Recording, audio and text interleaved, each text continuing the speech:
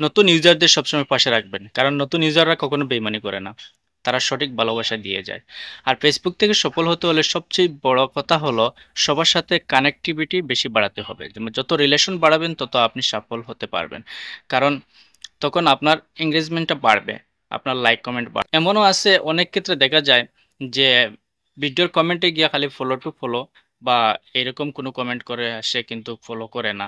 এরকম অনেক ক্ষেত্রে আমি দেখেছি যে আমার ভিডিওর নিচেও আমি দেখেছি যে না এই কমেন্টগুলো অ্যাকচুয়ালি কিন্তু তারা ফলো করার জন্য আসে না বা আপনাকে ভালোবাসা দেওয়ার জন্য আসে না। জাস্ট এই কমেন্টটা করে যায়, অথচ ভিডিওটা পর্যন্ত দেখে না বা প্লেও করে না।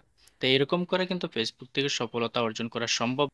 বড়, বড় যারা ইউজার আছে তারা ফেসবুকের সফলতা অর্জন করেছে কিন্তু এইভাবে, এই সিস্টেমটা অবলম্বন করে। তারা সবার সাথে কানেক্টিভিটি রাখছে, সবার সাথে আত্মীয়তা রাখছে, সবার ভিডিওতে কমেন্ট করছে এবং সবাইকে সমানভাবে ভালোবাসা দিয়েছে।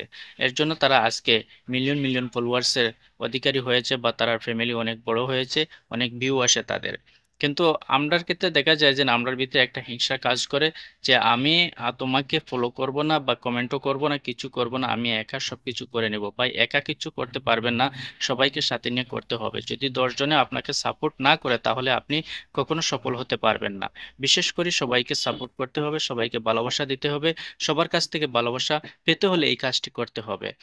তাহলে আপনি ফেসবুকে এগিয়ে যেতে পারবেন এবং ভালো কিছু করতে পারবেন।